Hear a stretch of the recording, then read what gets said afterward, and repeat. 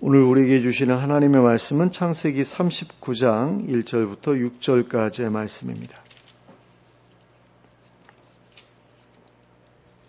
창세기 39장 1절부터 6절까지의 말씀을 함께 합독하겠습니다. 함께 읽겠습니다. 시작. 요셉이 이끌려 애굽에 내려가매 바로의 신하 친위대장 애굽 사람 보디발이 그를 그리로 데려간 이스마엘 사람의 손에서 요셉을 사니라. 여호와께서 요셉과 함께 하심으로 그가 형통한 자가 되어 그의 주인 애굽 사람의 집에 있으니 그의 주인이 여호와께서 그와 함께 하심을 보며 또 여호와께서 그의 범사에 형통하게 하심을 보았더라.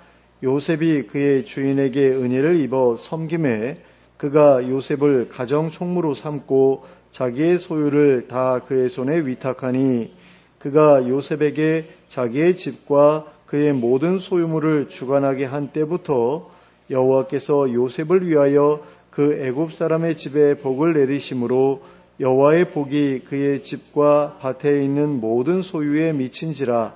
주인이 그의 소유를 다 요셉의 손에 위탁하고 자기가 먹는 음식 외에는 간섭하지 아니하였더라. 요셉은 용모가 빼어나고 아름다웠더라. 아멘. 형들에 의해 이스마엘 상인들에게 넘겨진 요셉은 이집트로 끌려가서 바로의 신하 친위대장 보디발에게 팔렸습니다. 그리하여 그의 집에서 노예로 살아가게 되었습니다. 그런데 요셉은 원래 자기 집에서 아버지로부터 많은 사랑을 받았기 때문에 형들과는 다른 대접을 받으면서 굳은 일로부터 멀리 떨어진 삶을 살았던 사람이었습니다. 하지만 요셉은 보디발의 집에서 노예로 살아가기 시작하면서 온갖 굳은 일을 감당해야 했습니다. 그런 가운데 요셉은 자신에게 맡겨진 일을 잘 감당하였습니다. 그리고 그 결과 주인의 인정을 받게 되었습니다. 이에 대해 본문 2절과 3절에서는 다음과 같이 말씀하고 있습니다. 여호와께서 요셉과 함께 하심으로 그가 형통한 자가 되어 그의 주인 애굽 사람의 집에 있으니 그의 주인이 여호와께서 그와 함께 하심을 보며 또 여호와께서 그의 범사에 형통하게 하심을 보았더라. 하나님께서 요셉과 함께 하셔서 그가 하는 일마다 형통하게 하셨고 그리하여 그의 주인이 요셉에게서 하나님의 함께 하심과 하나님께서 그의 범사에 형통케 하심을 보았다고 말씀하고 있습니다. 그리고 이것은 요셉의 형통함이 그리고 요셉이 주인으로부터 인정을 받게 된 것이 그의 성실함 때문만이 아니었다는 것을 우리에게 가르쳐 줍니다. 하나님의 함께 하심과 하나님의 형통케 하심 때문이었다라는 것입니다. 그래서 그가 주인으로부터 인정을 받을 수 있었다라는 거지요.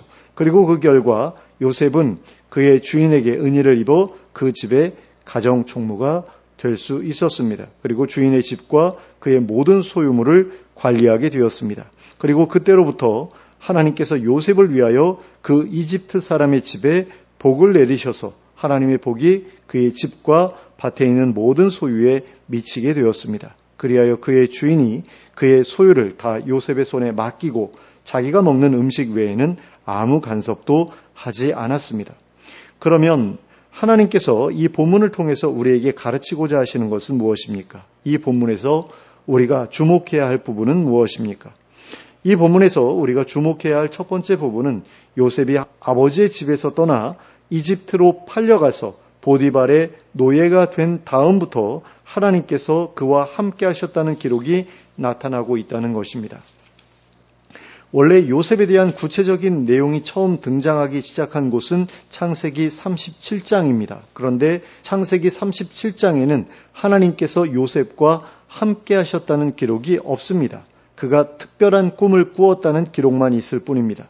그런데 우리는 그 꿈이 하나님께서 꾸게 하신 꿈이라는 사실을 알고 있습니다. 그래서 우리는 당연히 그때에도 하나님께서 요셉과 함께 하셨을 것이라고 생각합니다.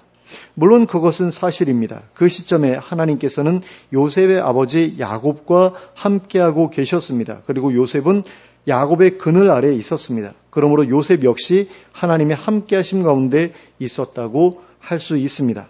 그런데 왜 이제 와서 왜 요셉이 이집트의 노예로 팔려온 이후로부터 하나님께서 그와 함께 하셨다고 기록하고 있는 것일까요? 이제는 요셉이 야곱의 그늘에서 벗어나 독립적으로 살아가게 되었기 때문입니다. 그래서 야곱과 함께 하신 하나님께서 요셉과도 함께 해 주실 것인가에 대한 의문이 제기될 시점이 되었기 때문입니다. 그런데 하나님께서 요셉과 함께 하신다는 증거가 누구도 의심할 수 없을 정도로 분명하게 드러나기 시작했던 것입니다. 그리고 이것은 요셉으로 하여금 하나님께서 자신에게 꾸게 하셨던 꿈을 이루어 가시리라는 믿음을 갖게 해줄 만한 확실한 증거였습니다. 그러므로 이러한 증거들은 요셉으로 하여금 이집트에서의 노예 생활을 잘 견뎌낼 수 있도록 해주는 큰 힘이 되어 주었을 것입니다. 그러므로 하나님께서 요셉에게 당신께서 함께 하신다는 증거를 주셨던 이유는 요셉으로 하여금 이집트에서의 고된 삶을 잘 버텨나갈 수 있는 힘을 얻게 하시기 위함이었다고 할 수 있을 것입니다. 그런데 여기서 우리가 또 한 가지 생각해 보아야 할 것은 하나님께서 함께 하심에 대한 증거가 이렇게 확연히 드러나기 시작했던 데에는 요셉의 간구가 없지 않았을 것이라는 점입니다.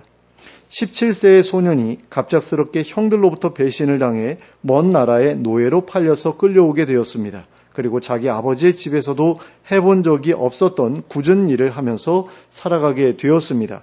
그런 가운데에서 그 소년이 자기 아버지가 섬기던 하나님을 찾게 되는 것은 너무나 자연스러운 일이었습니다. 어려서부터 하나님 외에는 다른 신을 접해본 적이 없었기 때문입니다. 그리고 자기 아버지가 하나님께로부터 얼마나 많은 도움을 받았는지 또 얼마나 많은 구원을 경험했는지에 대해 귀에 못이 박힐 정도로 들어왔을 것이기 때문입니다. 그러므로 요셉도 자신이 처한 상황 속에서 자연스럽게 하나님을 찾았을 것입니다. 자기 아버지 야곱이 하나님께 바단 아람에 갔다가 무사히 돌아올 수 있게 해달라고 기도했던 것처럼 요셉도 하나님께 자신을 도와달라고 그리하여 무사히 자기 아버지의 집으로 돌아가게 해달라고 기도했을 것입니다. 그러므로 하나님께서 노예 생활을 하던 요셉에게 찾아오셔서 그와 함께 해주셨던 것은 분명히 요셉의 기도로 인해 시작된 일이었을 것입니다. 요셉이 구하지도 않았는데 하나님께서 먼저 요셉에게 찾아오신 것은 아니었을 것입니다. 요셉으로 하여금 자신을 찾고 자신을 의지하게 할 수 있는 그 좋은 기회를 그냥 내버려 버리실 하나님이 아니시기 때문입니다. 그러므로 요셉에게 있어서 형들에게 배신을 당하고 노예로 팔려갔던 그 일은 그로 하여금 하나님을 간절히 찾게 만들고 하나님을 간절히 의지하게 만드는 좋은 기회가 되었다고 할 수 있습니다. 그리고 하나님께서 요셉의 삶에 찾아오셔서 요셉과 함께 하시기 시작하셨을 때 요셉의 삶에는 놀라운 일들이 벌어지기 시작했습니다. 이것이 우리가 이 본문에서 주목해야 할 두 번째 부분입니다. 하나님께서 요셉과 함께 하시자 요셉은 형통한 자가 되었습니다. 그가 하는 모든 일이 형통하게 되었습니다. 그리하여 요셉은 더 높은 지위에 오르게 되었고 더 중요한 직무를 감당하게 되었습니다. 보디발의 집과 그의 모든 소유물을 주관하게 되었습니다. 그리고 그때부터 하나님의 복이 그의 집과 밭에 있는 모든 소유에 미치게 되었습니다. 그런데 우리는 야곱의 삶에도 이와 비슷한 일이 벌어졌던 것을 알고 있습니다. 창세기 30장 25절부터 30절까지의 말씀을 제가 읽어드리겠습니다. 라헬이 요셉을 낳았을 때 야곱이 라반에게 이르되 나를 보내어 내 고향 나의 땅으로 가게 하시되 내가 외삼촌에게서 일하고 얻은 처자를 내게 주시어 나로 가게 하소서. 내가 외삼촌에게 한 일은 외삼촌이 아시나이다. 라반이 그에게 이르되 여호와께서 너로 말미암아 내게 복 주신 줄을 내가 깨달았노니 내가 나를 사랑스럽게 여기거든 그대로 있으라. 또 이르되 내 품삯을 정하라. 내가 그것을 주리라. 야곱이 그에게 이르되 내가 어떻게 외삼촌을 섬겼는지 어떻게 외삼촌의 가축을 쳤는지 외삼촌이 아시나이다. 내가 오기 전에는 외삼촌의 소유가 적더니 번성하여 때를 이루었으니 내 발이 이르는 곳마다 여호와께서 외삼촌에게 복을 주셨나이다. 그러나 나는 언제나 내 집을 세우리이까.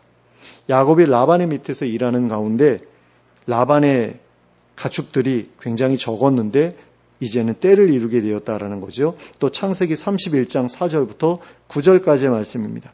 야곱이 사람을 보내어 라헬과 레아를 자기 양떼가 있는 들로 불러다가 그들에게 이르되 내가 그대들의 아버지의 안색을 본즉 내게 대하여 전과 같지 아니하도다. 그러할지라도 내 아버지 하나님은 나와 함께 계셨느니라. 그대들도 알거니와 내가 힘을 다하여 그대들의 아버지를 섬겼거늘 그대들의 아버지가 나를 속여 품삯을 10번이나 변경하였느니라. 그러나 하나님이 그를 막으사 나를 해치지 못하게 하셨으며 그가 이르기를 점 있는 것이 내 삭시 되리라 하면 온 양떼가 낳은 것이 점 있는 것이요 또 얼룩무늬 있는 것이 내 삭시 되리라 하면 온 양떼가 낳은 것이 얼룩무늬 있는 것이니 하나님이 이같이 그대들의 아버지의 가축을 빼앗아 내게 주셨느니라. 그러니까 야곱이 라반을 섬길 때에 라반의 떼가 엄청 늘어났고 또 독립을 해서 야곱이 자기 양떼를 이제 거느리게 되자 그 양떼가 이제는 불어나게 되었다라는 거죠. 이처럼 야곱은 하나님의 함께 하심으로 하나님의 형통케 하심을 경험하였습니다. 그리고 그와 함께 복도 받았습니다. 그런데 그 복을 누렸던 것은 야곱만이 아니었습니다. 야곱이 라반의 밑에 있었을 때 라반 역시 야곱으로 인해 하나님의 복을 받았습니다. 그런데 그와 같은 일이 요셉과 보디발에게도 동일하게 벌어졌던 것을 보게 되는 것입니다. 이러한 일들을 통해 우리가 알 수 있는 것은 무엇입니까? 하나님께서 함께 하시는 사람은 하나님의 형통케 하심과 더불어 하나님의 복을 받게 된다는 것입니다. 그런데 그 복을 자기 혼자만 받는 것이 아니라 자기가 섬기는 사람까지 받게 한다는 것입니다. 물론 그 사람에게 임하는 복은 그 사람이 하나님께서 함께 하시는 사람에게 호의를 베풀 때에만 허락되는 복입니다. 하나님께서 아브라함에게 약속하시기를 너를 축복하는 자에게는 내가 복을 내리고 너를 저주하는 자에게는 내가 저주하리니 땅의 모든 족속이 너로 말미암아 복을 얻을 것이라고 하셨기 때문입니다. 그리고 이 원리가 모든 사람들에게 적용되는 원리이기 때문입니다. 그래서 요셉에게 호의를 베풀었던 보디발에게도 하나님의 복이 임하게 되었던 것입니다. 그래서 그의 집과 그의 모든 소유가 복을 받게 된 것입니다. 그런데 하나님께서 함께 하신다고 해서 늘 형통하기만 하고 늘 복만 누리게 되는 것은 아닙니다.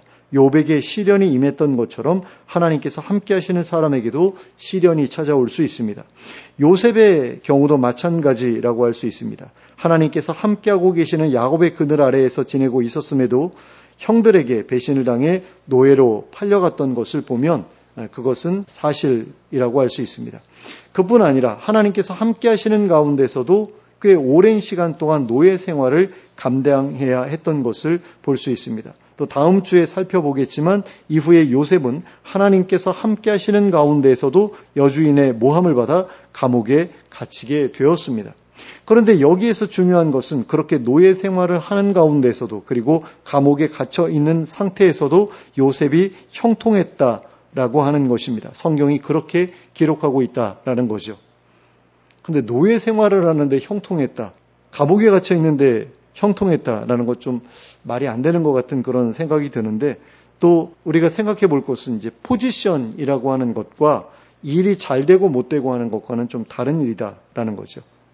그렇게 볼 때 하나님께서 함께 하신다는 것은 좋은 포지션, 좋은 지위를 차지하게 된다는 것을 의미하는 것이 아니라 어느 포지션, 어느 지위에 있든지 간에 무슨 일을 하더라도 잘 되는 것을 의미하는 것이라 이렇게 볼 수 있겠다라는 거죠.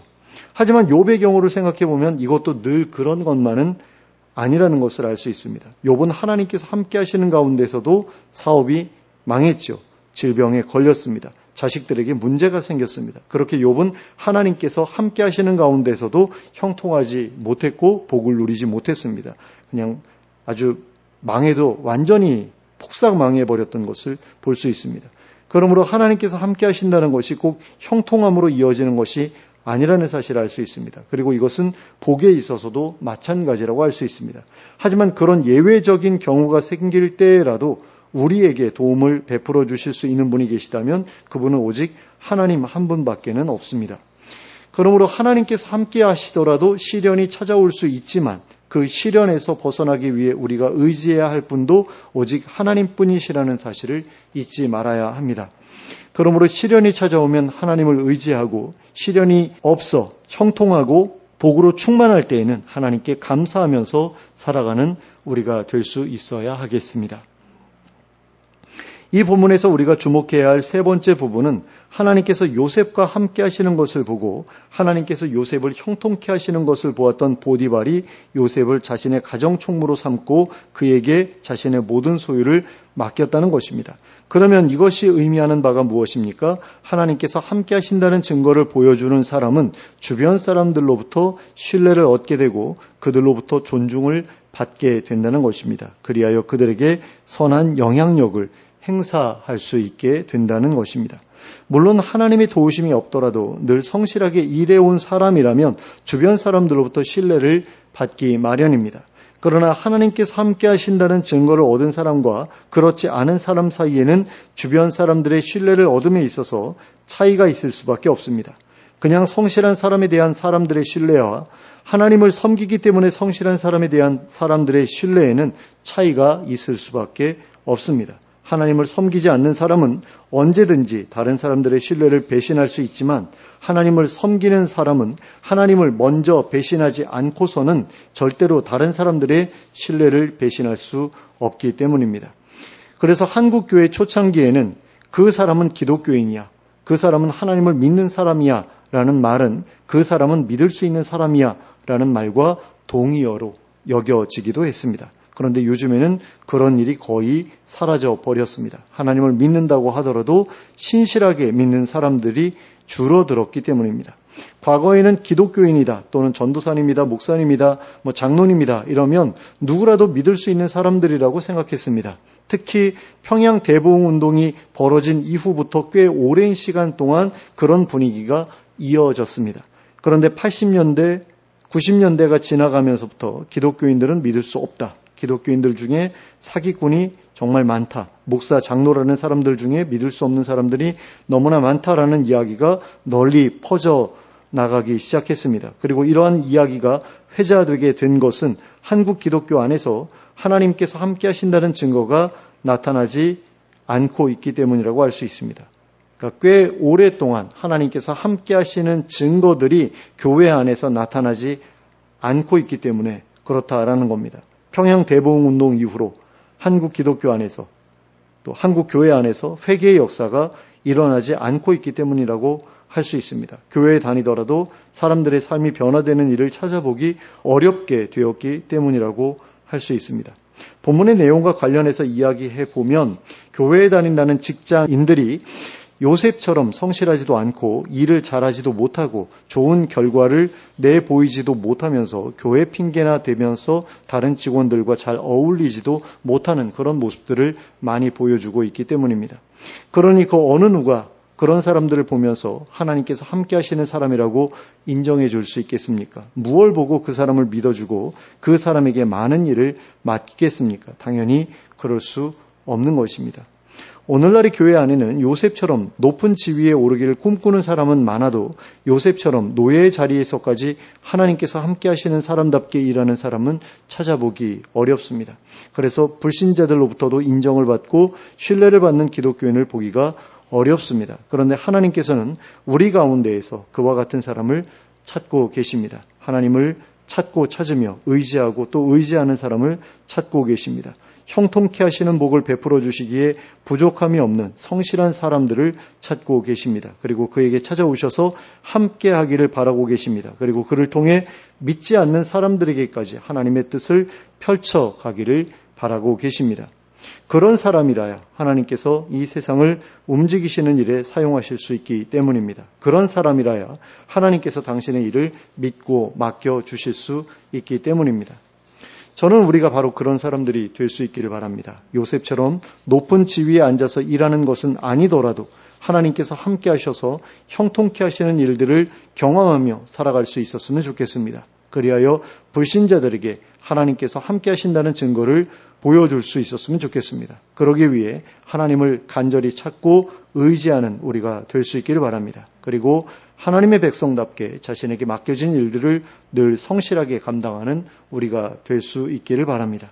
그리하여 요셉과 같이 어느 자리에 있든지 무슨 일을 하든지 늘 성실한 자세로 그 모든 일들을 감당하는 가운데 하나님의 형통케 하심과 하나님의 복주심으로 주변 사람들로부터 하나님께서 함께 하신다는 증거를 얻고 그들에게 선한 영향력을 미치며 살아가는 우리 모두가 될 수 있기를 예수 그리스도의 이름으로 축원합니다. 함께 기도하겠습니다. 사랑의 하나님 아버지, 요셉에게 그리하셨던 것처럼 우리에게도 찾아와 주셔서 우리와 함께 해주시기를 원합니다. 그리고 우리의 성실함을 따라 우리가 하는 모든 일들이 형통케 해주시길 바랍니다. 그리하여 우리의 주변 사람들에게 하나님께서 우리와 함께 하심을 알게 해주시기를 원합니다. 그리고 그들로 하여금 우리를 신뢰하고 우리가 소개하는 하나님을 신뢰할 수 있게 해주시기 원합니다. 그리하여 우리의 선한 영향력으로 인해 많은 사람들이 하나님께 돌아올 수 있게 해주시기를 원합니다. 예수 그리스도의 이름으로 기도하였습니다. 아멘.